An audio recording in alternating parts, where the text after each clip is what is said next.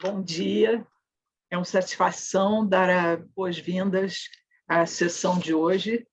Eu integro o Comitê de Energia e Recursos Naturais da Câmara, CANSA-CBC, e estou aqui com o integrante fundador, o Dr. Gustavo Fernandes Andrade, para recepcionar o que muitos nos honra, o superintendente adjunto da ANP, Gustavo Tinoco. Eu vou dar apenas uns avisos. Gostaria de salientar que o evento é uma iniciativa do nosso comitê para ter um permanente diálogo com o mercado sobre temas de interesse para os players, e como sabemos que alguns ainda não dominam português, vocês terão a facilidade de verificar o pequeno comando que permite acesso à tradução simultânea. Caso haja alguma dificuldade, só passar uma mensagem no chat que o apoio técnico da Câmara dará a uma solução adequada. Então, eu devolvo a palavra para o meu colega Gustavo Fernandes, que fará a moderação do debate, e estamos todos aqui atentos e ansiosos para ouvir as lições aprendidas pela área de conteúdo local da ANP. Muito obrigada e bom webinar. Obrigado, Marilda. Primeiro, um bom dia a todos e a todas. Para nós aqui do Comitê de Energia e Recursos Naturais da CANSA-CBC, e novamente agradecendo a presidente Leonora Coelho por viabilizar a criação desse grupo, desses eventos e disponibilizar toda a infraestrutura da Câmara para essa iniciativa desse grupo. Novamente agradecemos aqui o apoio que nós estamos tendo. Hoje nós vamos ter, no segundo encontro aqui do grupo, nós vamos ter a palestra do Dr. Gustavo Tinoco. Ele é superintendente adjunto de conteúdo local da ANP, atua na agência desde 2008, então tem muita experiência, muito conteúdo para nos falar aí da evolução da indústria do petróleo. Uma indústria, como a gente está vendo, ela não sai das notícias, dada a sua relevância, continuará a ser muito relevante. A ANP vai ter uma relevância muito grande aí nos próximos anos de crise que nós vamos viver com a questão da energia. Ele vai tratar hoje de um tema específico, né, do tema do conteúdo local e dos contratos de IP, uma questão que gerou nos últimos anos aí, desde pelo menos, né, Gustavo, desde 2010, 2012 por aí, uma série de alterações nos contratos firmados com a ANP, uma série de interações com os agentes da indústria, discussões internas, recursos administrativos, arbitragens, enfim, é um tema que gerou todo tipo de envolvimento da agência e dos agentes muito grande. A estrutura nossa aqui, nós vamos ter a palestra do Gustavo por aproximadamente 30 minutos, onde ele vai tocar nos temas mais relevantes, vai dividir conosco a experiência que ele teve com esse assunto aí nesses praticamente 14 anos de agência. Depois disso, Marília e eu vamos provocá-lo aqui um pouco nos assuntos que nós temos lidando, então temos aqui algumas perguntas para fazer, algumas dúvidas, o que a gente imagina que possa acontecer. E depois, obviamente, nós vamos abrir a todos aí a possibilidade de perguntas. Nós temos aqui um chat, um Q&A. Eu convidaria a todos aí para fazer as perguntas, né? Não temos que aproveitar a presença do Gustavo, que gentilmente interrompeu as férias para nos atender. A gente agradece demais ao Gustavo por isso, né? Como se não faltasse trabalho na época certa, ele ainda tem que trabalhar nas férias. Então, nós agradecemos demais aí a gentileza e obviamente, ele aceitou, porque ele sabe da importância da interlocução com a indústria, com os agentes, com o mercado. E a ANP tem dado aí, obviamente, sem nenhuma crítica a outras agências, longe disso, mas a ANP tem dado aí um exemplo grande de interação com o mercado, de modernidade. É uma agência que, por exemplo, no campo da arbitragem, tem tido um envolvimento muito intenso e com sucesso, né? Quem tem acompanhado os casos com a ANP tem visto como é que a ANP não apenas tem participado das arbitragens, mas tem tido sucesso em muitas das questões, inclusive na questão da do conteúdo local. Não sei se nós teremos tempo para tratar aqui de um caso recente, onde a agência ganhou. Imagino que o Gustavo falará disso rapidamente. E é uma agência muito moderna em termos de aceitação de cláusulas, sujeição a câmaras internacionais, enfim, é um modelo aqui de interação com o mercado. Então, Gustavo, acho que eu já tomei demais aqui o tempo dos participantes. Quero passar logo aí a palavra a você, para você começar a nossa conversa de hoje. Gustavo, mais uma vez, obrigado e, por favor, tem a palavra. Muito obrigado, Gustavo. Bom dia a todos. Bom, na verdade, não precisa desculpar. Eu agradeço, né, de estar aqui representando a ANP, e eu até reforço, né, que quem estaria presente seria o superintendente, né, de conteúdo local, Luiz Bispo, só que ele recentemente, em fevereiro, foi nomeado como diretor substituto da agência, então ele está em missões, né, mais profundas na ANP, e nesse momento então, estou aqui substituindo como superintendente adjunto de conteúdo local, e é uma honra estar aqui com vocês, podendo apresentar os aspectos, né, que tratam dessa cláusula tão importante nos contratos de exploração e produção. Mas também gostaria só de pontuar, né, a gente sabendo já, né, num contexto do evento organizado, né, que teria mais um teor, poderia ter um teor mais jurídico, só apontar que a ANP, né, nos aspectos jurídicos especificamente, nós temos uma Procuradoria Federal, né, junto à ANP, que os membros são da Advocacia Geral da União. Então, como superintendente adjunto, vamos me ater aqui mais às questões técnicas, né, mas com certeza qualquer outra coisa que eu não consiga responder, nós poderemos levar depois lá para a nossa Procuradoria, que com certeza ficará muito grato em poder apoiá-los. Bom, então, quando a gente fala de conteúdo local, né, é importante a gente trazer assim, afinal, o que é conteúdo local, né? Porque a definição de conteúdo local ela muda, né, ao redor do mundo. Então, se a gente for entender a definição de conteúdo local no Brasil, né, que seria a proporção entre o valor gasto com bens e serviços nacionais para a execução do contrato de exploração e produção e o valor total gasto para essa finalidade, a gente já consegue capturar, né, dessa definição alguns aspectos que são muito aplicados e são muito relevantes, né, no contexto brasileiro de aplicação da cláusula de conteúdo local. Por exemplo, quando a gente fala de proporção, né, entre valor gasto, então a gente já está falando assim, o conteúdo local no Brasil, o principal aspecto do conteúdo local no Brasil são os percentuais mínimos de conteúdo local, né? Ou seja, o contrato de exploração e produção estabelece um percentual mínimo e esse percentual mínimo tem que ser atingido, se não for atingido, teriam as penalidades previstas no próprio contrato. A questão também do valor gasto, né? Ou seja, no Brasil, o conteúdo local ele tem esse foco nos dispêndios efetuados e declarados, né, pelos operadores dos contratos. Isso é bem interessante, porque ao redor do mundo nós temos outras aproximações possíveis para conteúdo local, né? Por exemplo, o conteúdo local pode vir como uma compensação, ou seja, eu vou contratar uma empresa estrangeira para prestar determinado serviço, mas vou exigir, considerando todos os aspectos de conteúdo local, contrapartidas, né, que sejam instaladas fábricas do país, ou então vou exigir transferência de tecnologia, desenvolvimento de pesquisas e desenvolvimento, enfim. Tem outras aproximações e abordagens possíveis, né? Mas no Brasil dispêndios realizados, você vai declarar o que você gastou para a execução das atividades do contrato, você vai declarar o que é nacional, o que foi estrangeiro, e ao final dessa conta, ao final do período de apuração, a ANP fará a fiscalização, né, desses dispêndios declarados. E agora, também entrando já ainda nessa definição, que eu acho muito importante, que a gente fala é o valor gasto em bens e serviços nacionais. Eu acho que agora a gente entra também em outra especificidade do caso brasileiro no conteúdo local, né? Porque a gente fala de bens e serviços nacionais. A gente não está tratando de contratações de empresas nacionais. Ou seja, no Brasil não basta você ter um CNPJ, ou seja, você ter uma empresa constituída, né, sob as leis brasileiras para que você considere dispêndios com aquele fornecedor, né, com o CNPJ, como 100% nacional.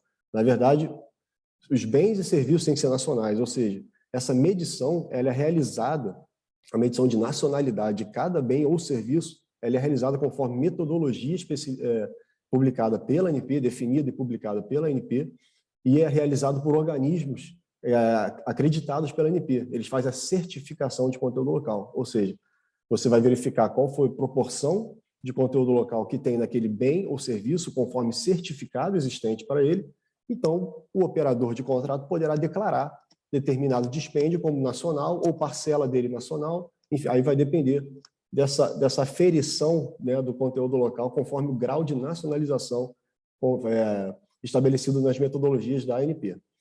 E, por fim, eu acho que a gente já poderia também trazer, a gente fala que é a proporção entre o valor gasto e o valor total gasto.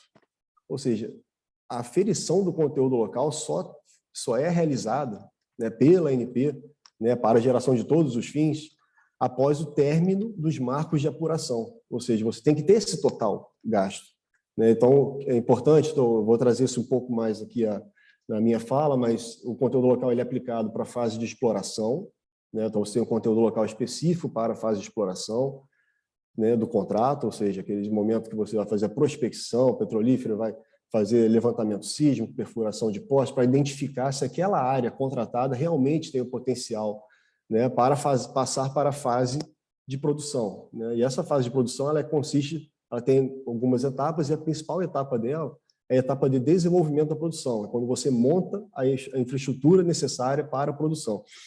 Então, o conteúdo local ele é aplicado para a fase de exploração e tem um conteúdo local específico da etapa de desenvolvimento da produção, que é quando a maior parte dos investimentos são realizados, né? Então, nesse contexto, eu acho que é importante aí trazer que a ANP fiscaliza, né, apura o conteúdo local apenas ao término da fase da exploração ou da etapa de desenvolvimento da produção.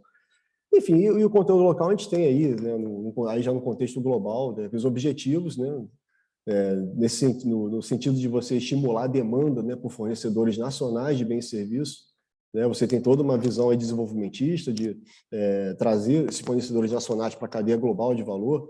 Você traria uma apropriação de renda, né, de longo prazo, da renda petrolífera de longo prazo, não só participações governamentais, você vai trazer também esse desenvolvimento industrial que vai permanecer, né, permaneceria desde que seja competitivo no longo prazo, trazendo todos os benefícios aí para a sociedade, né? E é importante, né, tratando de conteúdo local e falando aqui em nome da Agência Nacional do Petróleo, contextualizar o papel da ANP. Eu acho que isso aqui é fundamental entender o contexto, né, da política de conteúdo local, né, o que a gente denomina como política de conteúdo local, uma estrutura montada, né, um arranjo institucional também que lida com o CNPE, ou seja, o Conselho Nacional de Política Energética, né, e o Ministério de Minas e Energia, né? Então, o CNPE define a política de conteúdo local, né? Aí eu digo, a principal ferramenta de definição dessa política é o estabelecimento dos percentuais mínimos de conteúdo local a cada rodada de licitação da ANP, né? E o Ministério de Minas e Energia, ele acompanha, ele propõe conteúdo local para o CNPE, né? E a ANP, já no seu aspecto, conforme a Lei, né, 9478 de 97, conforme suas atribuições, cabe à ANP, então, fazer a aplicação, a implementação da política, né? Então, o que a gente faz? A gente traz, né, nos contratos de exploração e produção, nós trazemos as cláusulas de conteúdo local, né? Nós regulamentamos, né, nós regulamos essa cláusula de conteúdo local, então a ANP também ela publica normas, né, sobre cada um dos aspectos relacionados com a cláusula, né, que estabelecidos no contrato de exploração e produção, mas, naturalmente, na sua experiência, no seu contexto de aplicação da política, a gente também subsidia, né, o Conselho Nacional de Política Energética, participamos de grupos de trabalho, de discussões, né, mas aí isso depende de sermos convocados, né? Não é função da ANP formular política.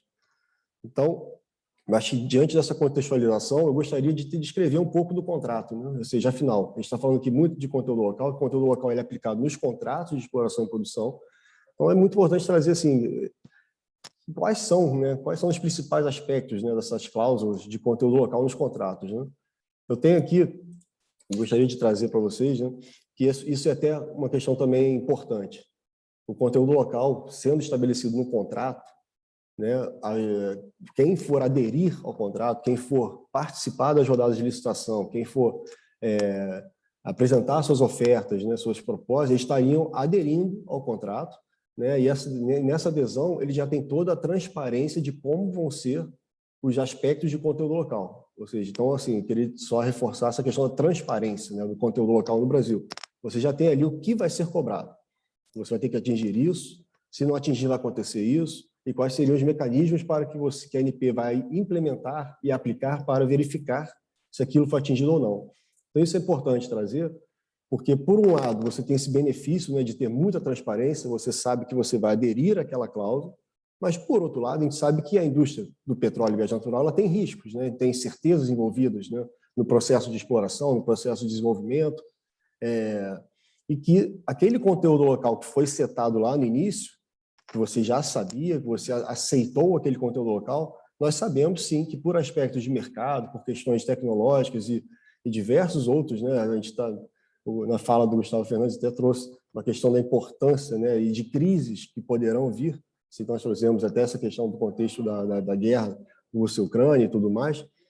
Enfim, temos incertezas que não são previstas, não tem como você prever. Então, pode ser, sim, que um conteúdo local acordado lá atrás se torne mais desafiador do que a empresa entendeu, né, que seria, né, na hora de aplicar. Mas eu acho que esse mecanismo, né, de você setar no início o conteúdo local e já deixar claro quais serão as cláusulas, acho que isso é a melhor forma, né, do que você também deixar muito flexível, aí depois vai ficar a cargo de quem? Né, do formulador da política ficar alterando conforme o contexto de mercado, isso vai trazer mais incerteza. Eu acho que a incerteza de mercado ela vai existir e as empresas vão ter que ter esse desafio de cumprir o conteúdo local mesmo com as incertezas. Mas agora, não poderia a ANP ou o Conselho ficar trazendo incertezas relacionadas com a política em si, né? Ficar alterando a todo momento, no meio do decorrer de um contrato. Então, isso não acontece, né? Só trazer, deixar claro, tem esse lado da balança, né, entre transparência e falta de flexibilidade, mas, por outro lado, isso também traz ali já todas as questões relacionadas com a cláusula. E entrando já no detalhe da cláusula de conteúdo local, a gente, como eu disse aqui mais cedo, na minha fala, o principal aspecto do conteúdo local é o percentual mínimo. Ou seja, o contrato ele estabelece um percentual mínimo de conteúdo local para a fase de exploração e percentuais mínimos de conteúdo local para a etapa de desenvolvimento. Aí varia se é de terra, se o ambiente é terrestre, se o ambiente é marítimo, né? No caso de ambiente marítimo, por exemplo, nós temos um conteúdo local que, além de percentual mínimo, ele é estabelecido também com uma estrutura de percentuais mínimos. Então, por exemplo, a etapa de desenvolvimento da produção, né, em área marítima, você vai ter 25% de conteúdo local mínimo para perfuração de poço, você tem que cumprir 40% de conteúdo local para subsídio, que seriam escoamento da produção, e 25% para unidades de produção. Ou seja, então o conteúdo local tem um percentual mínimo e também uma estrutura. Ou seja, ele é um percentual mínimo que se aplica a toda a fase, que é o caso de exploração. Ou seja, a exploração você tem, em ambiente marítimo, 18% para exploração. Ponto. Você não fica entrando no detalhe de qual atividade tem que ter o percentual. Não, você tem que cumprir 18% no total de gastos da exploração. Isso dá uma flexibilidade. Então, nesse contexto que eu trouxe da balança entre ter transparência e flexibilidade, a estrutura do percentual mínimo de conteúdo local ele ajuda bastante nessa flexibilidade, né? Nós não somos intrusivos na estratégia de cada operador em como ele vai cumprir o conteúdo local. No final do período de apuração, ele vai ter que cumprir aquele percentual mínimo, né? Então, cabe a ele definir suas estratégias de contratação para que, no final, ele atinja o percentual estabelecido, desde o início e já de forma muito transparente.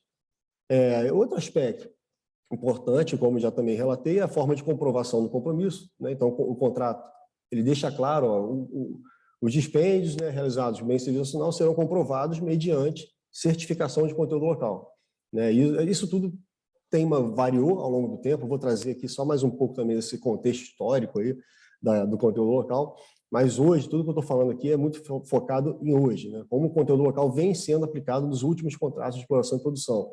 Principalmente, eu já posso até deixar claro que seriam desde 2017, né? Ou seja, desde a 14ª rodada de licitação, que nós tivemos ali os novos percentuais de conteúdo local que foram definidos pelo CNPE e vêm sendo aplicados, né, nas rodadas, inclusive na rodada permanente, na oferta permanente, né? Então, que é aquele hub de áreas, né, que estão sendo permanentemente ofertadas a depender do interesse. Então, a forma de comprovação do compromisso vem sendo aplicado é a certificação de conteúdo local, né? Então, foi como eu disse, é um certificado emitido para os bens e serviços, para os fornecedores de bens e serviços, né? Conforme os insumos de cada bem e serviço, você vai ter um percentual do grau de nacionalização, e o operador, né, do contrato de exploração e produção, ao contratar o fornecedor, ele também exige essa certificação e acaba usando esse certificado para fazer suas declarações à ANP. né? Então, acho que é interessante, outro aspecto da cláusula de conteúdo local é justamente esses relatórios, ou seja, os operadores têm que, periodicamente, encaminhar à ANP relatórios de dispêndios, ou seja, apesar da ANP só fiscalizar, que eu falo assim, só verificar se cumpriu ou não o conteúdo local compromissado apenas ao término, né, da fase ou da etapa, mas a ANP recebe periodicamente esses relatórios, né, com valores declarados, ainda não auditados. Inclusive, nós publicamos esses dados, né, nós temos um painel que eu acho que tem um interesse público em conhecer os investimentos que estão sendo realizados, né, nas áreas, e esse investimento, qual o grau de nacionalização, mas a gente já afirma aqui que é uma questão declaratória, que depois passa por auditoria, né? E falando em período de apuração, foi como eu trouxe, né? Nós temos que ter um período para definir até onde vai o conteúdo local. Então, na fase de exploração, ele é muito bem definido. Ele fala, olha, se inicia na assinatura do contrato e termina ou com devolução do bloco, ou seja, você não foi bem sucedido, a área não é muito boa, eu prefiro devolver o bloco. Devolver o bloco, os dispêndios efetuados naquela área serão passíveis de fiscalização, né, conforme os compromissos contratuais. Né? E outro marco para o término da fase de exploração seria a própria declaração de comercialidade. Né? Então, você declara a comercialidade daquela área, passa para a etapa de desenvolvimento da produção. Então, a exploração está apta a ser fiscalizada. Já a etapa de desenvolvimento da produção, ela tem marcos temporais definidos também nessas últimas rodadas de licitação da ANP, como o que acontecer primeiro, né, como 10 anos, né, a partir do primeiro óleo, ou então a devolução da área, desistência da área, né, no desenvolvimento, e também, agora eu estou confundindo aqui, eu acho que é isso mesmo, são esses dois fatores, você vai ter ou a devolução da área, ou o cumprimento dos 10 anos, ou o cumprimento ou do previsto no plano de desenvolvimento. Então, você submete a ANP um plano de desenvolvimento, você fala, vou fazer essa atividade. Se esse plano de desenvolvimento for concluído antes daqueles 10 anos do primeiro óleo, a área já estará apta à fiscalização. Então, passando agora só para mais um ponto importante do contrato de exploração e produção, que eu acho que isso é fundamental, e ainda mais nesse contexto aqui que a gente está trazendo, né, de arbitragem, e depois eu vou até trazer também algum caso específico, mas é que as multas de conteúdo local elas são previstas também no próprio contrato. Né? Isso é importante deixar claro, ou seja, a ANP ela não publica notas técnicas ou resoluções de dosimetria de multa, a depender de cada caso. Não, na verdade, cada contrato estabelece a multa em caso de descumprimento, ou seja, não atingir aquele percentual de conteúdo local contratado. Então, isso é muito importante. Né? A dosimetria da multa é prevista no próprio contrato, e é muito objetivo. Tem até a fórmula de cálculo lá no contrato. Bom, então, gostaria só de... Eu estou falando bastante aqui, né, do contexto atual, é importante a gente trazer um pouco do histórico. Né? A Marilda trouxe também em sua fala inicial que a gente vai acabar abordando essa questão da evolução, né, do conteúdo local. Então, acho que é importante, sim, trazer o conteúdo local ele é aplicado desde a primeira rodada de licitação da ANP, né, ou seja, lá em 1998, né, e esse conteúdo local naturalmente foi passando, ou seja, a política de conteúdo local, a forma como o conteúdo local, as obrigações de conteúdo local estabelecidas nos contratos foram evoluindo, né, ao longo dos anos. Né, mas nós temos, assim, é possível trazer alguns pacotes, alguns grupos, né, alguns períodos específicos em que a política de conteúdo local passou por transformações. Né? Então, por exemplo, nós podemos dividir em grupos, né, da primeira rodada até a quarta rodada de licitação, né, nós tínhamos um pacote básico de conteúdo local que seria percentuais mínimos de exploração, percentual mínimo de desenvolvimento da produção, percentuais que eu falo mais globais, ou seja, você cumprir aquele percentual para a etapa como um todo, e não para atividades específicas. E esse conteúdo local era ofertado, né? Você não tinha um mínimo e máximo, você fazia a oferta, né, de conteúdo local, e essa oferta de conteúdo local, ou seja, a oferta que eu falo de percentual mínimo de conteúdo local, ele contava como fator de bid, né? Ou seja, a nota da empresa, né, quando ela participa de uma rodada de licitação, ela vai considerar aspectos de bônus de assinatura, lá atrás isso, né? Considerava também o programa exploratório mínimo e conteúdo local ofertado. Ou seja, havia sim um incentivo para ofertas mais elevadas e desafiadoras de conteúdo local. A partir da quinta rodada e da sexta rodada já foi implementado, né, uma algumas atividades específicas, né? Então, você incumprir o conteúdo local em exploração e desenvolvimento, mas se você cumprir e realizar determinada atividade, você vai ter um bônus, você vai ter um benefício. Enfim, então foi criado aí algumas atividades, já começou a entrar em atividade.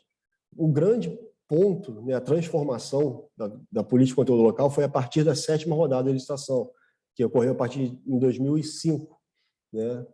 E que transformação foi essa? Foi quando instituiu-se a certificação de conteúdo local, ou seja, até lá atrás, né, até a 7ª rodada, a forma de comprovar que um dispêndio foi nacional ou não, ou era apenas pelo CNPJ, ou seja, bastava um fornecedor ser nacional, que você já tinha 100% de conteúdo local para aquele dispêndio, ou depois passou por declaração de origem, ou seja, o fornecedor declarava qual era o percentual de conteúdo local daquela aquisição, daquele fornecimento, e essa declaração não tinha assim, um método estabelecido, né? Era uma declaração, ou seja, era um conteúdo local declaratório, né? A partir da 7ª rodada, estabeleceu-se a certificação, ou seja, o que você vai atingir vai ter que ser medido conforme metodologia da ANP e tornado público, né? Será testado publicamente por meio de certificado de conteúdo local. E a outra grande mudança, que eu acho que já posso até adiantar que foi, depois se tornou um problema, foi também o conteúdo local ele passou a ser muito intrusivo. Ou seja, ele passou a se tornar mais granular, ou seja, você tinha que cumprir o conteúdo local de exploração e desenvolvimento da produção. Mas para a exploração você tinha que cumprir também aí eu vou botar um número aqui, para mais 15 itens. Ou seja, para aquisição sísmica, você também tem que cumprir o conteúdo local mínimo. Para perfuração de poço, para interpretação, enfim, para sonda, você acaba fazendo um conteúdo local muito intrusivo. Nós chegamos aí a ter mais de 90 itens de compromisso, né? Então, nesse contexto, que o conteúdo local fica mais intrusivo, toda aquela questão que eu trouxe de previsibilidade, de incerteza, isso tudo ficou tudo muito patente, ficou muito forte, e passou-se a verificar, né, nesse período da 7ª rodada até a 13ª rodada, que o resultado da política, né, estava sendo principalmente, né, isso foi atestado, né, em auditoria realizada pelo TCU, estava sendo multas, ou seja, o conteúdo local estava gerando multas, ou estava gerando pedidos de isenção, enfim, que era um mecanismo específico, né, dos contratos que, caso você verifique que não poderá cumprir o conteúdo local, a depender do contexto, né, do mercado, de forma excepcional, a ANP pode exonerar para aquela contratação específica o conteúdo local dela. Mas não é importante. Então, assim, esse elevado número de waivers, né, que é conhecido, né, na indústria, e de multas, levou essa percepção que a política de conteúdo local não estava cumprindo seus objetivos originais, né? Então, aí nós temos uma transformação da política, né, a partir da rodada 14, ou seja, a partir de 2017, a política de conteúdo local passou a prever compromissos eram compromissos fixos, ou seja, você não mais oferta o conteúdo local, você vai aderir àquele percentual de conteúdo local, e além de ser fixo, eles estão estruturados um volume, assim, num percentual que a gente pode considerar que, após estudos realizados pelo Ministério, são percentuais compatíveis com a realidade, né, com a capacidade de entrega da indústria brasileira, né, e, além disso, você tem esses percentuais mais globais, né, foi o que eu falei, esses percentuais globais tornam mais flexível a forma de atingir. Então, e nesse contexto de alteração da política, né, em que houve um reconhecimento de conteúdo local mais restritivo no passado, passou, inclusive, a possibilitar, né, a alteração contratual. Então, o Gustavo Fernandes também tocou nesse ponto, eu já trago aqui esse contexto, em que contratos já celebrados, né, puderam aderir à nova política, né? E a adesão, ou seja, uma adesão é opcional, foi regulamentado pela Resolução 726/2018, né, da ANP, e então você alterava a cláusula de conteúdo local do seu contrato, né? Só que nós tivemos limitações jurídicas, né? Aí já teve toda uma tramitação interna, foi um longo processo, né, de publicação, mas por questões jurídicas a gente não poderia alterar cláusula de conteúdo local de obrigação que já havia se esgotado no tempo. Então, o que eu quero dizer com isso? Se algum contrato havia já uma fase de exploração encerrada, né, aquela obrigação já foi esgotada e já estaria passível e apta a ser fiscalizada. Você não pode alterar o conteúdo local de algo que já finalizou. Então, esse editamento só ocorreu para contratos, né, até a 13ª rodada, que estavam com fases ou etapas vigentes. E para aqueles que não tiveram possibilidade de aditamento, para esse grupo específico de contratos, a ANP regulamentou recentemente, né, recentemente que eu falo foi a publicação da Resolução 848 de 2021, mas que foi um longo período também de tramitação, de participação social, que é a resolução do termo de ajustamento de conduta, né? Ou seja, aqueles contratos que não puderam ser aditados por questões de limitações jurídicas, podem vir a celebrar um TAC com a ANP, né? E esse TAC vai transformar o valor da multa em novos compromissos de investimentos, a ser realizados exclusivamente dentro do TAC. Ou seja, você vai ter um período para realizar, uma forma específica de fiscalização, de apresentação de relatórios e tudo mais. E para determinadas atividades, né? Ou seja, quando eu falo dentro do TAC, o TAC fala, ó, essas são as atividades sujeitas a TAC, né? Você não pode inventar, mas eu quero cumprir meu TAC com aquilo. Não, tem que estar conforme a regra da ANP. Bom, tendo falado isso, acho que já até me alonguei demais, só para concluir, né, nessas questões todas que eu trouxe, né, que a ideia da arbitragem, por exemplo, a participação da ANP em arbitragem, vou me ater aqui mais num caso específico que foi divulgado, inclusive, pela própria ANP, mas só trazer que a ANP, né, as multas de conteúdo local, né, que são aplicadas por conteúdo local, elas têm um baixo índice de judicialização, né? Ou seja, os operadores eles tendem, né, conforme histórico, isso que eu estou falando, eles tendem a pagar, por talvez já ter esse reconhecimento de que são cláusulas contratuais que já foram aderidas, né, houve uma adesão, e toda a política, toda a aplicação foi dada dentro, né, da legalidade. Aí eu acho assim, o que eu quero dizer com isso? Óbvio que a intenção da ANP seria sempre evitar arbitragem, ou seja, vamos esgotar tudo na esfera administrativa, ou seja, ou com atestado de cumprimento, né, do conteúdo local, ou então com a aplicação da multa que já estava prevista no contrato, né? Mas nós sabemos que nem sempre isso ocorre, mas como eu falei, o nível de judicialização é pequeno, as empresas tendem a pagar e tendem a pagar com aquele 30% de desconto, né? E como que a ANP faz para evitar, né, lacunas para que judicializações aconteçam? Ou seja, se alguém entender que administrativamente eu posso dizer, foi penalizado de forma incorreta. Nós temos diversas camadas de controle, né? Eu acho importante a gente apontar isso aqui. Primeiro, já falei várias vezes, é o contrato de exploração. Então, isso está lá, está claro no contrato. O contrato passa por consulta e audiência pública.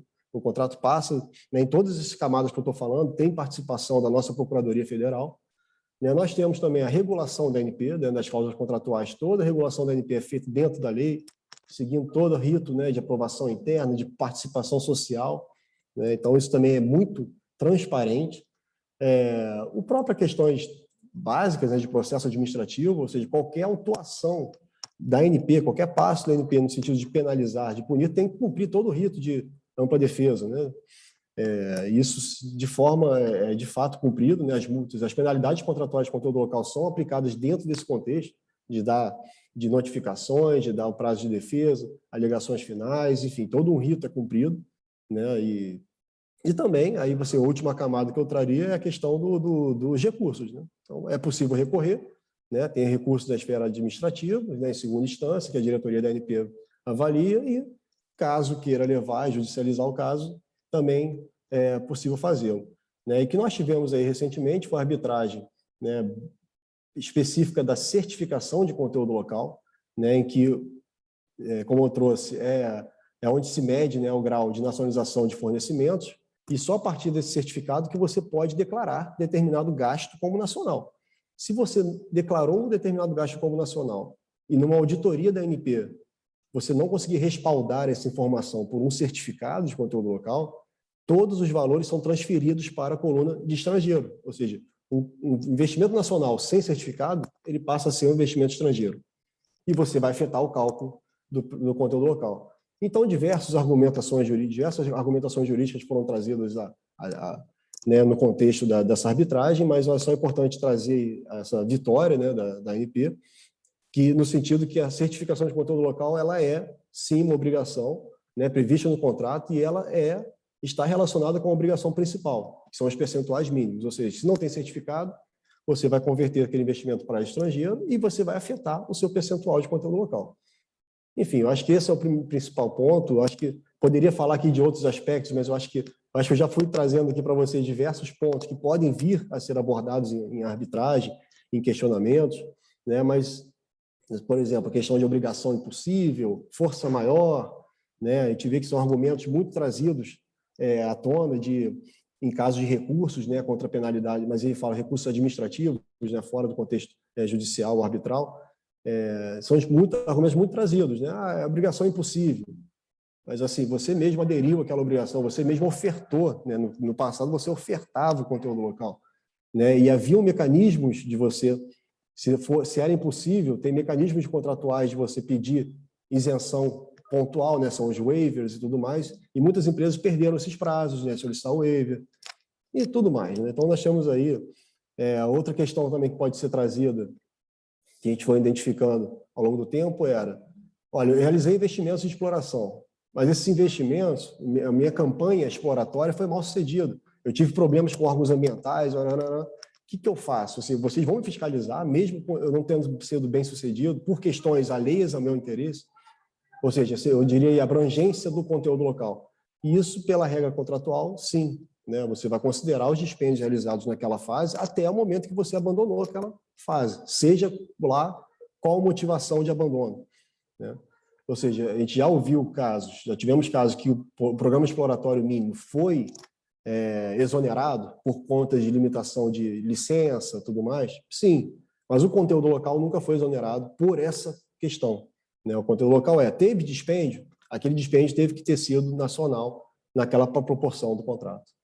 Então, acho que eu dei uma pincelada geral, não sei se eu me estendi, peço até desculpa se eu me estendi um pouco, Gustavo, mas era isso. Eu vou continuar aqui muito feliz em poder debater esses aspectos de conteúdo local.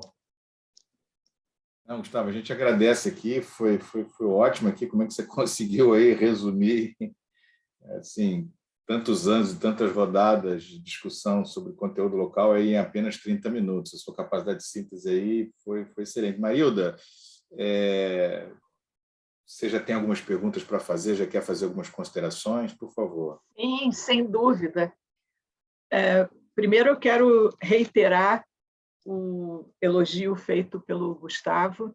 Eu tomei algumas notas aqui, fiquei impressionada com o panorama que você deu, não só a parte que eu vivenciei mais de perto, foi muito bem descrita, quanto esses novos desdobramentos. Então, o meu primeiro, não chega a ser uma pergunta, um comentário, para ver se você coloca um pouco de pimenta nesse histórico que você deu. Certamente, quando você comentou a primeira fase, primeira, quarta rodada, e depois quinta, sexta, você, como estava querendo ser sintético, você não fez, talvez para alguns newcomers da indústria que estão assistindo, o que era a grande armadilha que havia do ponto de vista do órgão regulador, e o caso famoso, que a gente não precisa dizer o nome da empresa, que o pessoal dizia que o pessoal podia chegar lá prometendo 100% de conteúdo local, né? Então, havia essa visão do passado. Mas eu, por desse benefício da minha vida, o período que eu estive na ANP foram só 2 anos, mas exatamente eu estive na 7ª rodada, que foi uma rodada de grandes transformações. Aí, quando você, com muita franqueza, falou de uma coisa muito boa, que foi a ideia de introduzir as certificações, mas que demoraram muito tempo a ser implementadas, a se tornarem viáveis, não é? Isso foi um gargalo também durante um certo tempo. A única coisa que talvez você, no seu histórico, você falou como sendo um ponto bom, e sem dúvida era, mas houve essa frustração durante um certo período, enquanto foi possível. Mas aí você também comentou o período granular, intrusivo, gostei muito dessa expressão que você usou.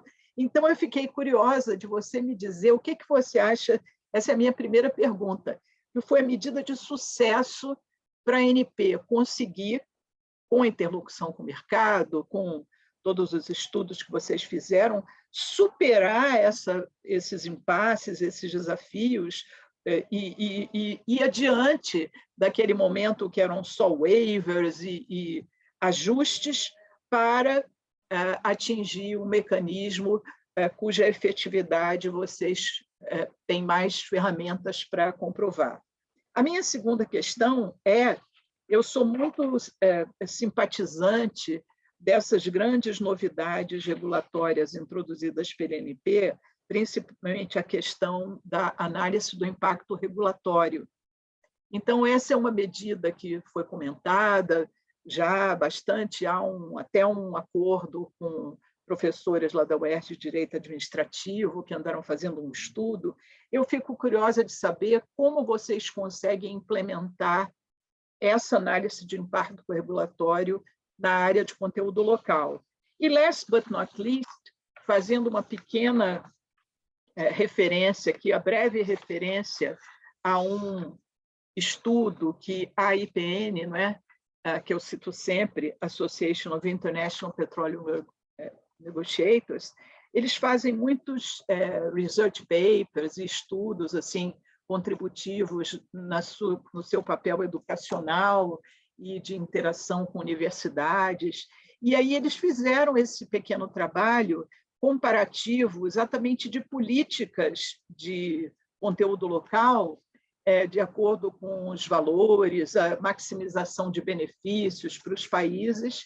E, para nossa alegria, o Brasil é um país-alvo desse estudo, que inclui a Noruega, não é sempre a Noruega, mas alguns países africanos também, como Guiné Equatorial, Nigéria. Então, eu gostaria de saber, porque eu sei que a ANP está sempre promovendo estudos comparativos, eu sei que na época que nós tivemos na ANP, lá na SPL, era um grande desafio, para mim especialmente, porque quando vieram com aquela cartilha de conteúdo local, eu achei que ia enlouquecer a quantidade de reuniões que nós tivemos participar, inclusive na Petrobras. Então, o simples fato de que temos uma superintendência especializada, como a gente vê agora, que é o caso, como vocês veriam, porque eu sei que a SPL fez estudos comparativos com outros países para fazer um benchmarking, como vocês veem dentro da ANP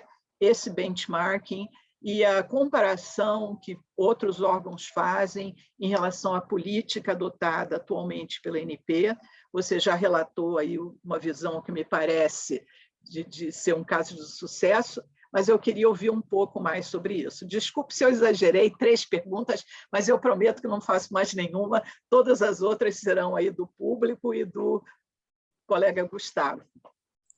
Só, Marida, antes do Gustavo responder, só lembrando a todos aí que todas as perguntas podem ser feitas aqui no chat. Tá? Quem quiser fazer perguntas aí, Gustavo, por favor, pode formular que a gente vai passando ele. Gustavo, por favor. Perfeito, muito obrigado, Marilda. Excelentes pontos, né, que você apresentou, e vou ficar muito feliz aqui de conseguir responder, né? Espero que eu consiga, também fiz as minhas anotações aqui, e caso eu esqueça de alguma coisa, é só me falar.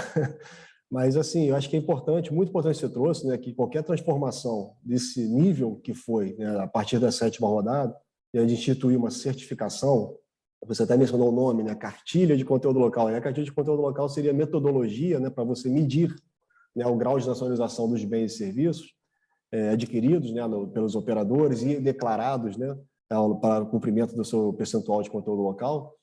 A gente tem aí, sim, né, uma questão que foi debatida muito à época, que foi o período de transição, né? Ou seja, a ANP reconheceu, o próprio contrato botava fatos futuros, né? A ANP irá implantar um sistema de certificação, né? Trazia no anexo como é que seria, né, a cartilha, mas a cartilha só poderia ser implantada e aplicada se você tiver implantado o sistema de certificação, né? Esse sistema de certificação, basicamente, é um conjunto de normas, né, que foram publicadas posteriormente pela ANP, ou seja, nós tivemos a resolução 36 de 2007, né, que estabelecia essa certificação de conteúdo local, e depois passou para a atual 19 de 2013, né, e todas essas normas prevêem períodos de transição, ou seja, não será cobrado certificado de conteúdo local, né, no período compreendido entre, aí agora tem que lembrar, mas entre 2005 e até 2008, agora tem que, enfim, mas a norma prevê um período que Enquanto você não tiver o sistema, não faz sentido você cobrar o certificado. Mas eu entendo, sim, que mesmo com a implantação do sistema, né, talvez teria que verificar o que ocorreu, né, mas, de fato, muitas empresas deixaram de certificar, né? Ou seja, mesmo já após o período de transição, nós tivemos, sim, casos de empresas falando, mas eu não conhecia, ou então era difícil, não tinha certificadora. Enfim, poderia ter uma dificuldade de início? Poderia, mas isso foi tudo debatido, né, à época, né, em participação social, com todos, né, esse período de transição. Então, talvez lá atrás, né, poderia ter sido levado talvez um período de transição maior. Aí eu não sei, eu não participei, aí eu realmente não conheço essa história. Mas, assim, o que estava registrado era esse período que foi acordado, que eu falo, dentro das normas da ANP, né? Ou seja, foi um período público e transparente, que espero que tenha atendido, né? Eu não sei realmente julgar agora se atendeu ou não, mas eu não conheço, né? Não estou me dando meu conhecimento se tivemos questões sobre isso, né? Se tivemos alguma proposta lá atrás de ampliar essa transição. Mas agora, em relação à questão da interlocução com o mercado, né? Daquela alteração do compromisso, né? Ou seja, a gente tinha aquele compromisso a partir da 7ª rodada até a 13ª mais intrusivo, né? Que essa palavra aí. Essa questão é muito importante, né? Porque se a gente pensar, né, isso é importante que eu falo o seguinte: se você for levar em consideração a experiência internacional também de conteúdo local, a gente sabe que, né, o governo, ou seja lá quem for o formulador da política, ele tem essa visão de talvez, né, no momento que o conteúdo local tem um viés temporário e tem o objetivo de você tornar a indústria nacional competitiva, né, se desenvolver, eles entendem que não é possível, não seria possível desenvolver tudo. Você teria que eleger, né? Vamos eleger aqui, vamos ver quem serão os escolhidos, né, para qual setor, né? Quais são os setores estratégicos para ter o conteúdo local, né, desenvolvido por força de demanda, né, por estímulo de demanda, e que, uma vez que a gente consiga estimular esse setor, a gente vai ter uma franja, ou seja, a franja subfornecedora desse setor já vai estar sempre sendo permeado, e um setor muito competitivo ele vai conseguir entrar naquela cadeia global de valor, né? Você vai conseguir competir globalmente, então você vai independer da dinâmica nacional do petróleo e gás. Você vai entrar na cadeia global de petróleo e gás, né? Enfim, eu acho que nesse ponto, no Brasil, eu também não acompanhei como foi todo esse processo, mas, se não me engano, surgiu questões do PRONIMP, em como você tornar mais granular o conteúdo local, como você abranger mais setores.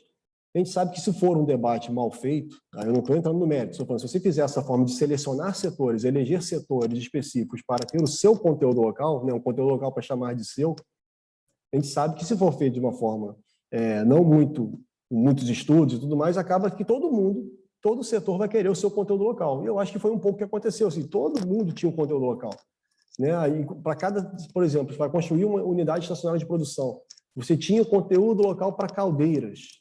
Aí você fala, olha, será que o fornecedor de caldeiras ele vai ficar incentivado a ser competitivo ou ele vai usar isso como protecionismo? Talvez, já que eu tenho uma proteção aqui do conteúdo local, eu vou manter preços altos, porque eles vão sempre escolher entre o estrangeiro e o nacional. Enfim, então essa questão do conteúdo local, né, tem que ser medida, né, se atingir o resultado ou não. E o ponto que trouxe, né, que foi trazido à tona, foi a auditoria do TCU. Né? Eu quero dizer assim, foi o principal motor, né, de alteração da política, dessa política mais intrusiva, uma política mais de percentuais fixos, moderados e flexíveis no sentido assim, globais, né? Você não entra no detalhe de cada atividade. Isso foi, então, o fato gerador principal foi o parecer do TCU. Isso não tem dúvidas, né? E, com base no parecer do TCU, instituiu-se o programa, né, o PDFOR, que é o Programa de Estímulo, Desenvolvimento da Cadeia de Fornecimento do Setor de Petróleo e Gás, que foi baseado por um comitê interministerial, né, e que teve participação da sociedade. Ou seja, de um lado vieram os fornecedores querendo manter o modelo atual, de outro lado tivemos os representantes de empresas petrolíferas querendo atenuar o conteúdo local, falando que o conteúdo local estava prejudicando os investimentos e tudo mais. Ou seja, então, assim, teve interlocução, né, principalmente desse grupo de trabalho do PDFOR, que resultou nessa nova política. Né? Então, passando para outro ponto, eu acho que assim, vale a pena destacar que a questão da análise de impacto regulatório, né, foi fundamental. Eu acredito, eu considero, né, uma grande transformação no serviço público, na atividade de regulação, porque o que aconteceu era o seguinte, né, a cartilha já existia, né, um manual, né, da Presidência da República, né, de elaboração de análise de impacto regulatório, porque a análise de impacto regulatório ela é, sem dúvida, boas práticas regulatórias, né, e globais. Né? A gente vê que no mundo isso aí é uma prática e tudo mais.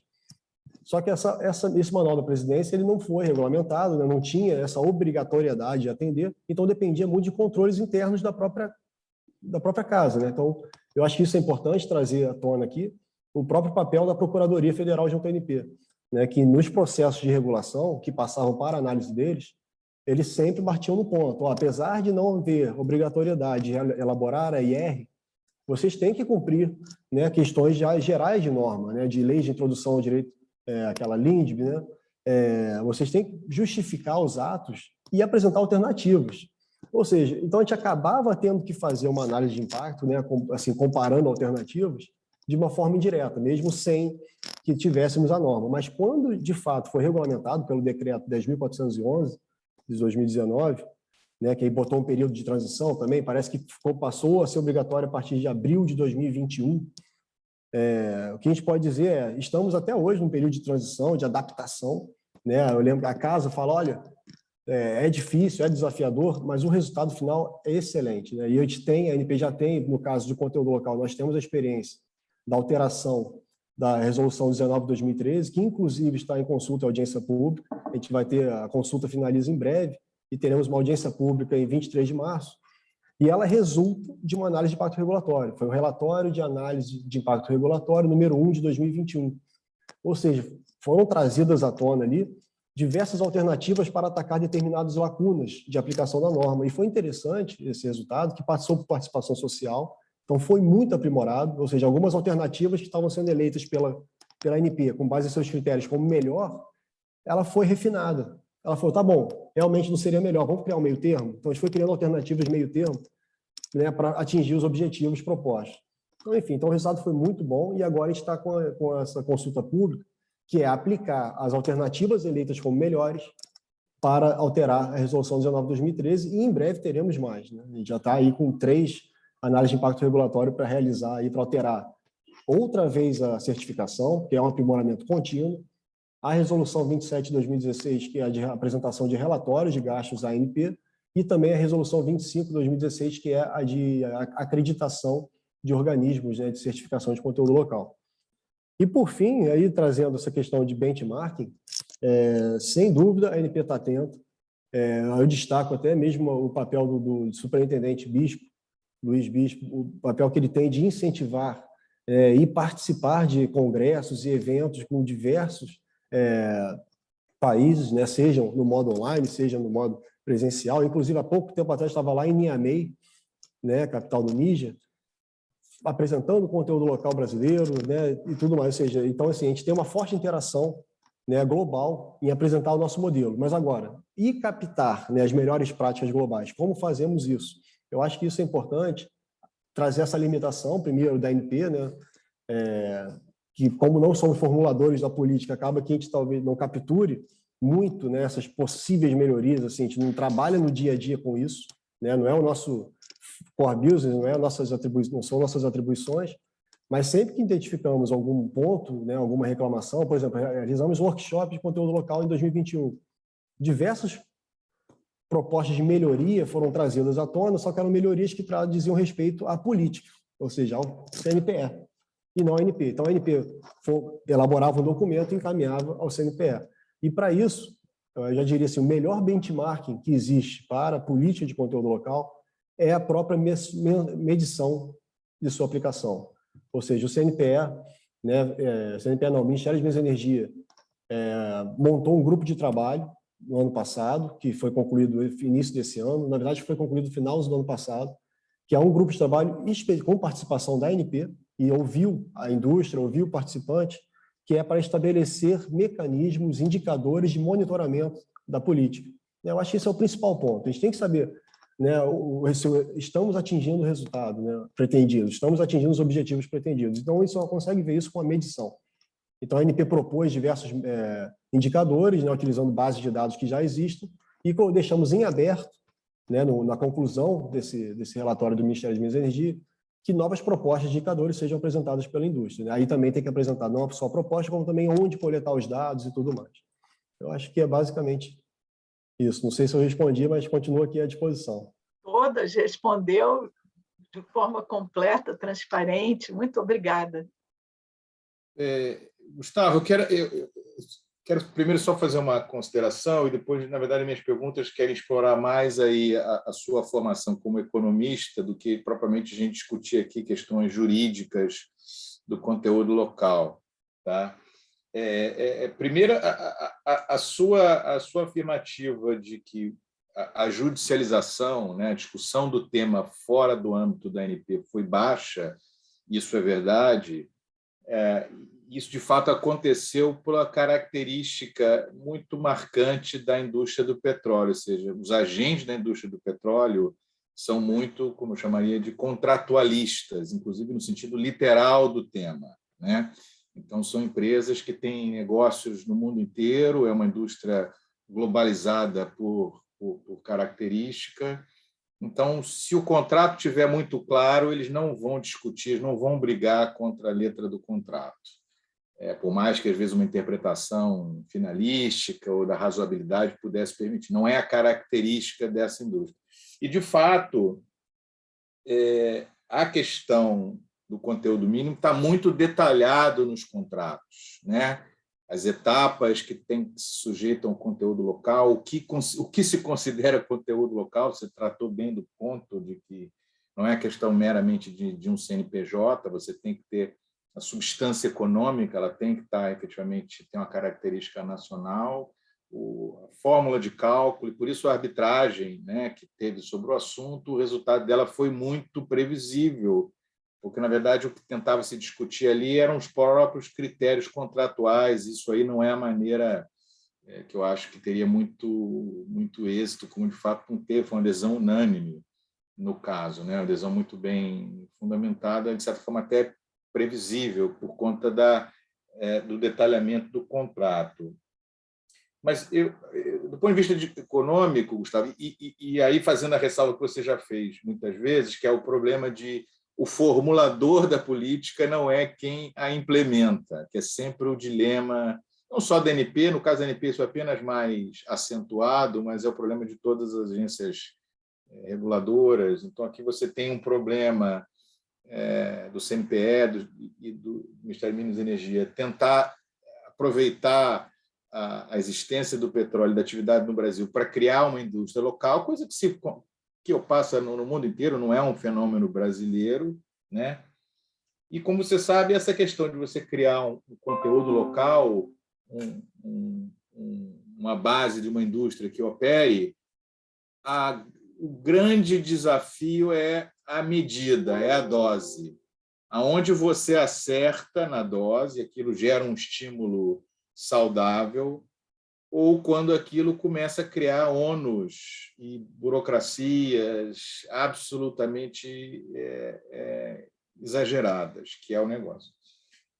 E o que eu acho que aconteceu aqui no Brasil, Gustavo, aí, nesse período, pelo menos vindo da 7ª para a 14ª rodada, você falou muito bem que as alterações e as medidas foram feitas olhando o contrato. Então, você olha o contrato, vê o que pode ser feito, a ANP criou mecanismos, inclusive, de adesão para alterações do contrato, aí você tinha um problema de situações já consolidadas, ou seja, o conteúdo mínimo já foi cumprido, como é que você desfaz aquilo, porque você não teria ninguém para devolver dinheiro do que foi gasto com conteúdo local.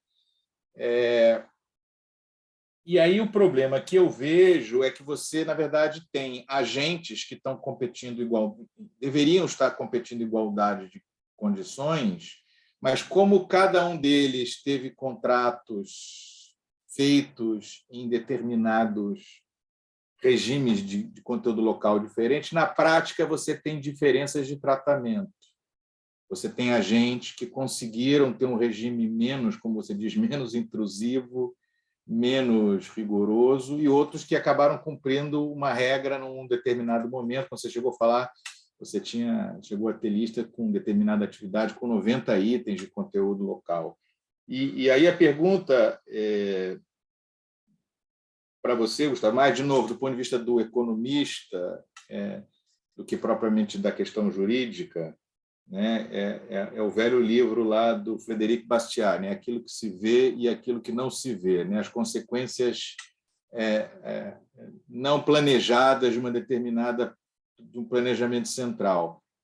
Esse, obviamente, não é um trabalho da ANP, a ANP apenas pode dar subsídios para a CNPE. Mas, tendo em vista aí a relevância da ANP nesse setor, a ANP é um órgão muito, como você sabe, muito respeitado, muito ouvido, eu queria saber de vocês se isso porque é o que a gente escutou muito aqui de clientes nesses anos, né? Nenhum deles se animou muito em discutir porque o contrato era claro, né? Aquela história da regra está clara, né? Discussões de impossibilidade, de força maior eram muito tênues, mas tinha essa queixa permanente. São duas queixas, né?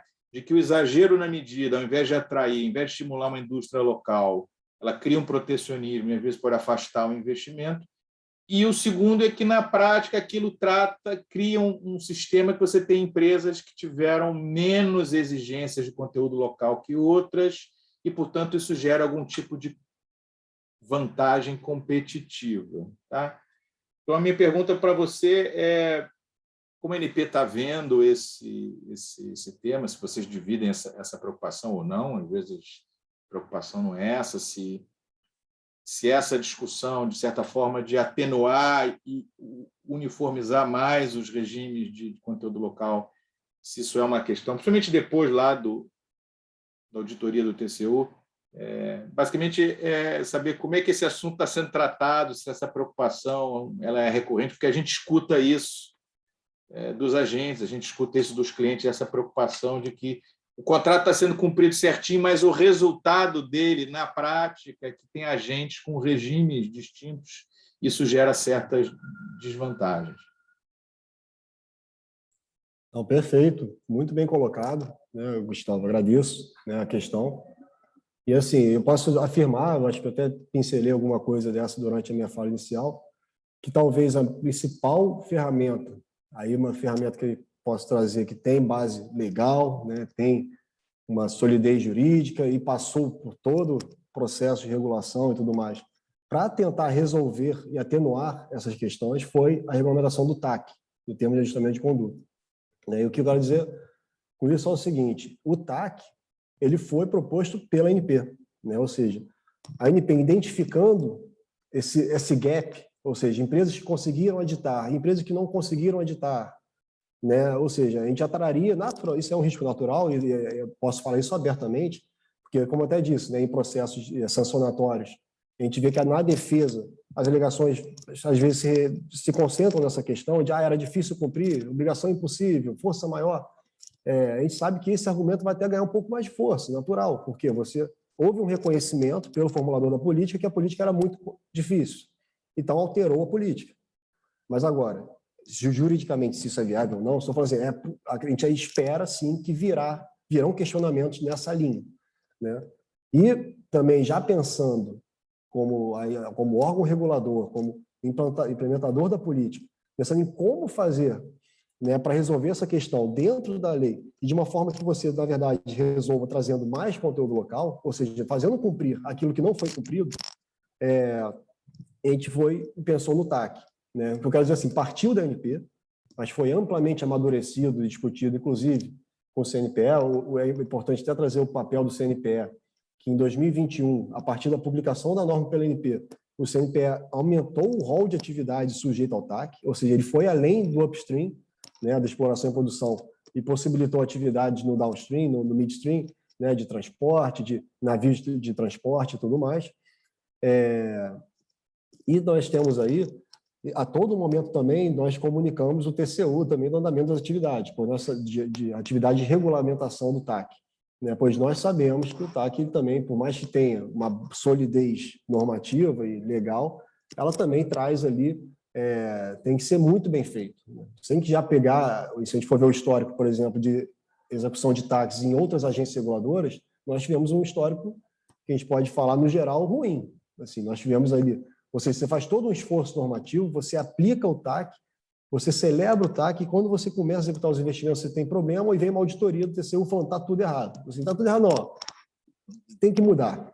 Vamos mudar. Esse TAC não está legal, não está cumprindo as melhores práticas, não está... Então, assim, isso foi bom, porque a ANP capturou isso, capturou pareceres do TCU sobre TACs de outras agências, aí eu falo de pareceres públicos, né? Você encontra na internet tranquilamente, né? Da Anatel, da ANEEL.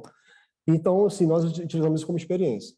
Então, assim, não sei se eu consegui responder, mas nesse ponto de vista de diferenças contratuais, se isso vai representar ou não vantagem competitiva, aí foi o que eu falei, eu acho que a ferramenta que a ANP encontrou, enxergou para suplantar essa questão é o TAC, mas agora, se ainda assim o TAC não for considerado como a ferramenta adequada, ou pegou pesado demais, ou o TAC pode dizer, por exemplo, o TAC não é atrativo, porque isso é importante também, né? Tem que equilibrar. Não adianta você fazer o TAC e ninguém querer, porque o TAC vai ser uma proposta, tem que vir uma proposta de interesse da indústria.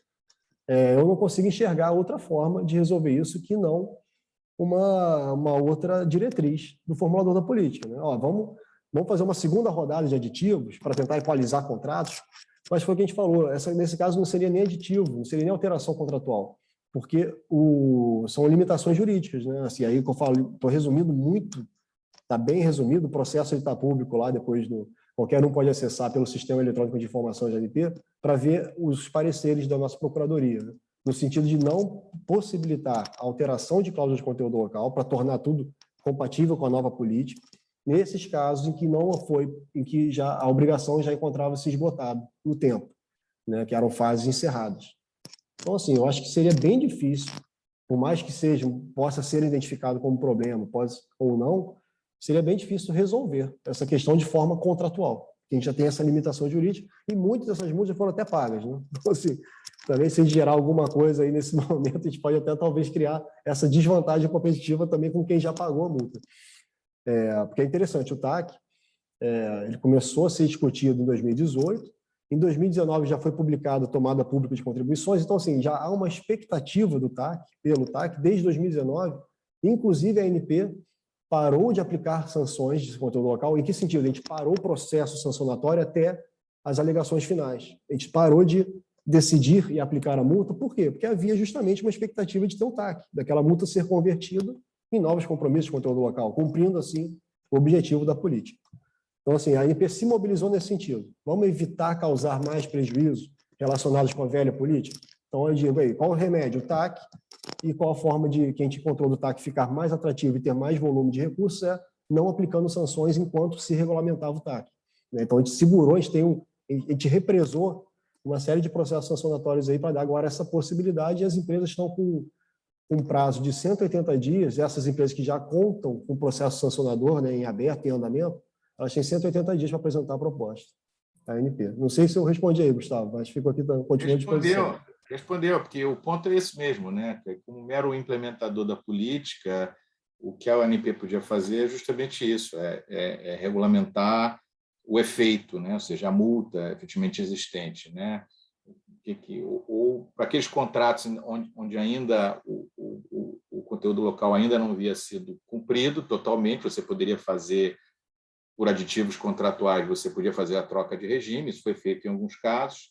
Naqueles que já estavam feitos, pagos, cumpridos, não tinha mais o que se discutir, e aqueles que estavam em processo de funcionamento, surgiu a ideia do TAC, que, de fato, não há outro remédio. Quer dizer, a discussão um pouco é essa, quer dizer, a alteração de política precisa de uma nova diretriz do CNPE, do Ministério de Minas e Energia. E ainda sobre esse ponto, Gustavo, não sei, a ANP tem um levantamento de percentual de adesão ao TAC, ou seja, o TAC está sendo, na prática, utilizado pelos agentes, o percentual de adesão é alto, ainda não deu tempo para isso avançar. Como é que está a proporção entre a oferta e a aceitação efetiva do TAC na prática? Isso a gente tem discutido com alguns agentes, com alguns clientes, e eles têm uma certa dúvida ainda, né?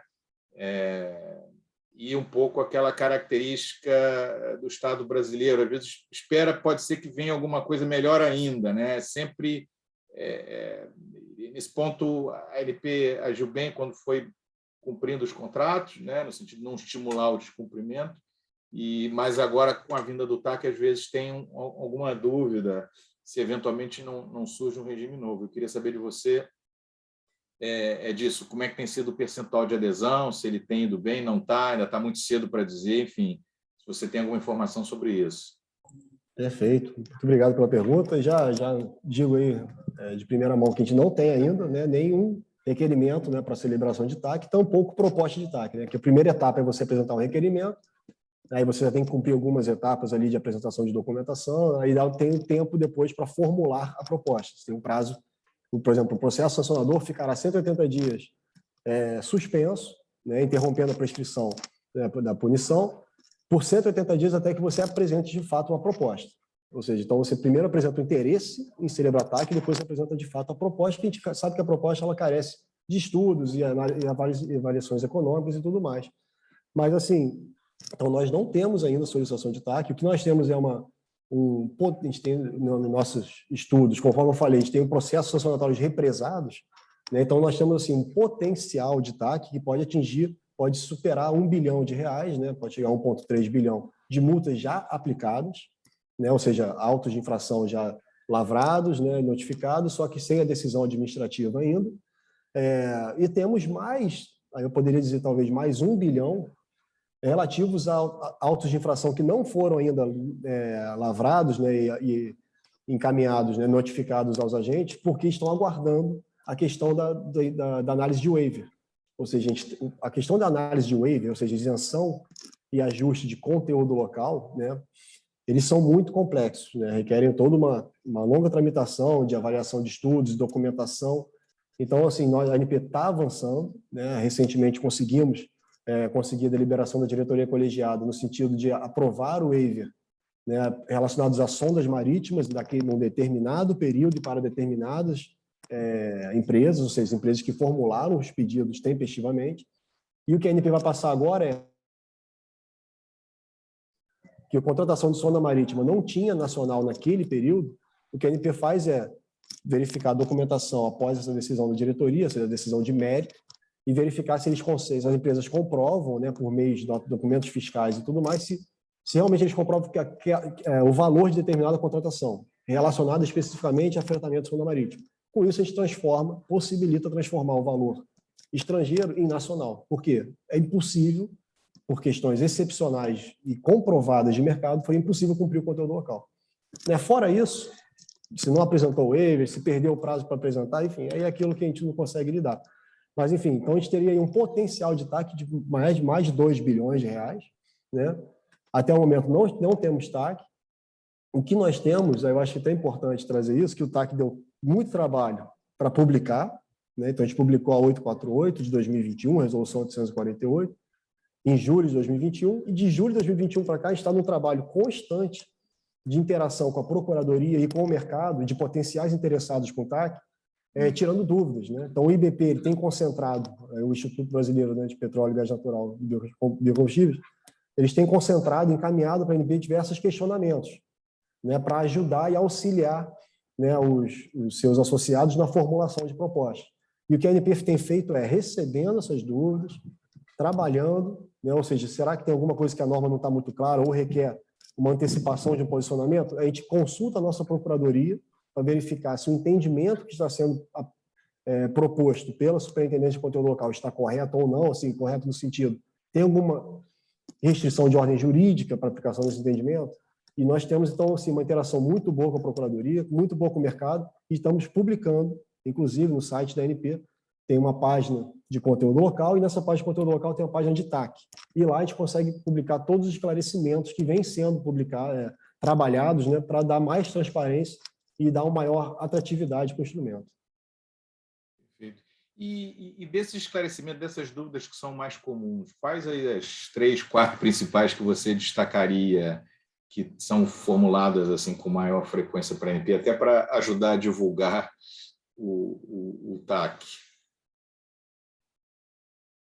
Acho que eu vou trazer talvez os 2 mais polêmicos, assim, que o primeiro, já digo, que foi muito questionado desde o processo de regulação, mas a ANP deixou claro, aí com base no entendimento da lei e também com todo o nosso apoio jurídico, que era a questão da anuência obrigatória, né? Ou seja, o que é anuência obrigatória? Ou seja, um contrato que gerou um auto de infração. Nesse contrato de exploração e produção, ele tem consórcio, o consórcio tem que dar anuência para a celebração do TAC. A anuência vai ser tanto na assinatura da proposta de TAC, comprovar a anuência na apresentação de proposta, quanto na celebração do TAC, vai assinar o TAC. Por quê? O que acontece? Essa anuência a gente sabe que é complicado, porque muitas vezes a empresa não tem interesse, uma não quer, a outra quer.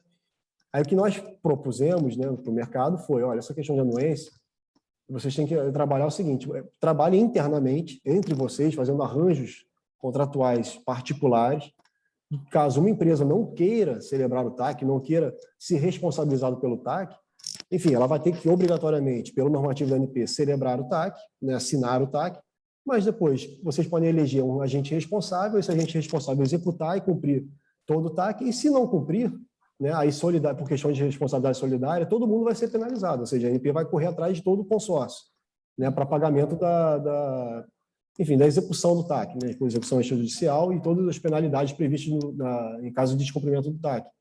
Mas agora, entre vocês se acertariam, falando, olha, eu não falei lá atrás que eu estaria fora, vocês seriam responsáveis, enfim. Aí eles teriam um mecanismo de compensação que a ANP não tem conhecimento e nem participa. Mas, assim, aí, o que seria de anuência? Qual a questão que foi levantada? Já foi polêmica lá atrás. O que está sendo polêmica agora é o consórcio está em processo de falência, o que eu faço? Né? Então, assim, aí é até interessante que nem em todos os casos a gente consegue esclarecer de antemão. A gente fala assim, ó, em determinados casos a gente tem que ter o caso concreto, né? Porque aí só com o caso concreto que a gente vai conseguir antecipar, e isso a gente sempre reforça, né? Toda antecipação de entendimento da ANP, ela não está vinculando com nenhum posicionamento futuro. A gente só está assim, em linhas gerais, vai ser esse o entendimento vai ser aplicado, mas no caso concreto que a gente vai se manifestar, e esse caso concreto vai contar com a participação e o parecer específico da nossa Procuradoria. Né? Então, assim, nesse caso de anuência, a gente só quer dizer assim, ele ainda traz ruído. Né? Tem muita empresa que fala, meu consorciado é muito complicado, não vou conseguir pegar a anuência dele. Enfim, a gente fala, olha, infelizmente, né, nesse momento a gente não consegue desvencilhar disso. Outro problema, outra questão está sendo muito levantada e a ANP publicou recentemente, né, tá fresquinho, né, na sexta-feira passada, publicou, já saiu o parecer da Procuradoria, né, sobre o nosso entendimento. É a questão de utilização para fins de cumprimento do TAC, né, ou seja, quais são as atividades possíveis para cumprir o TAC de conteúdo local, para transformar a multa em novos investimentos. Uma das possibilidades é utilizar o tal do excedente de conteúdo local, já apurado em outros contratos, ou seja, o excedente de conteúdo local é quando você cumpre o conteúdo local acima da obrigação. Então, você gera um valor excedente. Ó, tenho aqui R$1 milhão excedente desse contrato. Eu quero usar esse excedente para cumprir TAC. Ou seja, você vai bater uma multa utilizando uma coisa que você fez a mais em outro contrato. Né? E ao utilizar o excedente no TAC, você vai abrir mão desse excedente no contrato. Ou seja, porque esse excedente, qual que é a regra contratual do excedente? Você vai usar o excedente para a próxima etapa. Então, se eu gerei excedente da exploração, eu vou gerar esse valor excedente para a etapa de desenvolvimento da produção na proporção do seu valor excedente, ou seja, você vai considerar como nacional aquele valor. Então, assim, o que nós temos de maior questionamento era o propósito do TAC é estimular novas aquisições de bens e serviços. Nós possibilitamos, né, nós que eu falo, a ANP, na resolução 848/2021, possibilitou a utilização do excedente de conteúdo local? Possibilitou. Mas outros dispositivos na norma traziam questões de razoabilidade, questões de conveniência, enfim, que tudo passaria por análise da ANP, né, a proposta efetiva. O que nós resolvemos fazer agora já foi antecipar qual é o atendimento sobre o excedente. A gente vai vedar a utilização de excedente para cumprir TAC, que não tenham utilização no próprio contrato-fonte, ou seja, um contrato-fonte que terminou na fase de exploração, você gerou excedente na fase de exploração, mas você não tem como transferir o excedente dentro do próprio contrato, você não vai poder transferir para o TAC. Porque aí é um benefício, né, meio... Assim, você não teria nenhum benefício da transferência do excedente dentro do próprio contrato. Você vai agora transferir para o TAC?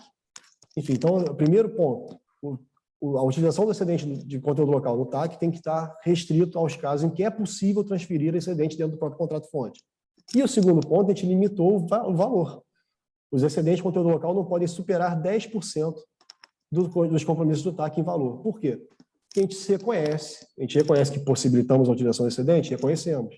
Mas a gente também reconhece que o excedente são de aquisições já realizadas, né? E o TAC, ele vem no sentido de estimular novas aquisições de bens e serviços. Então, nesse escopo todo, a gente publicou recentemente aí esse questionamento. Aí eu vou pensando aqui, eu não sei se tem algum outro ponto, mas, assim, se tiveram questões pontuais de apresentação, e como é que você vai se dar a apresentação de relatórios, como é que vai ser a certificação de conteúdo local, porque a gente fala que em alguns casos, nos casos de aquisições de bens e serviços para o TAC, o certificado de conteúdo local tem que ter uma linha específica indicando que aquele certificado é para o TAC, né? Enfim, aí trouxeram questões que, às vezes, de ordem prática, não é possível, né? Você não conhece a destinação daquele produto, ou você comprou com um fim e depois mudou, falou, não, agora eu quero usar para o TAC. Né? Enfim, então a gente trabalhou, a gente falou que vai avaliar isso caso a caso, a ANP ainda vai publicar um enunciado, ou seja, vai publicar informações para o mercado para essas questões específicas de certificação de conteúdo local. Acho que eu trouxe aí algumas questões já relevantes sobre o TAC. Né? Muito bem. Tem uma pergunta aqui no chat do Pires Sester, que ele fala de questão de o conteúdo local também, que é um conceito não apenas, né, da indústria do petróleo, mas é um conceito de contratos e de tratados de livre comércio. Quando, né, que as autoridades brasileiras elas vão definir o benchmark de conteúdo local, esses critérios também de livre comércio são levados em consideração, ou o benchmark da ANP é um benchmark realmente da indústria do petróleo?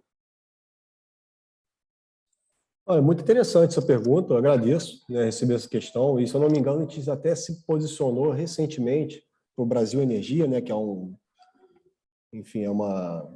empresa de comunicação, né, na área do petróleo, ela é especializada no petróleo, então ela tem publicações nessa área, e ela perguntou justamente isso, né, se, por exemplo, a ANP pretendia utilizar mecanismos previstos em acordos de livre comércio, a exemplo que temos no Mercosul, que aí tem um mecanismo em que você reconhece, né, agora tem que lembrar que mecanismo é esse, porque realmente a gente faz tempo já esse questionamento, mas enfim, era algum mecanismo que existia no acordo de livre comércio que você considerava determinada mercadoria como nacional, mesmo ela sendo vindo de uma área de livre comércio, né?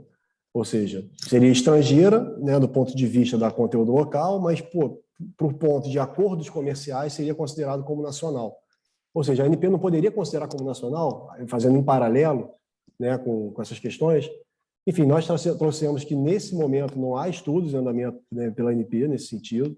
Nós já recebemos, agora seria até a segunda questão relacionada a isso, né? Então, a gente vai continuar atento, vamos ficar atento para verificar isso. Mas agora, o espírito da certificação de conteúdo local, que seria bem difícil a gente abandonar, né? Por quê?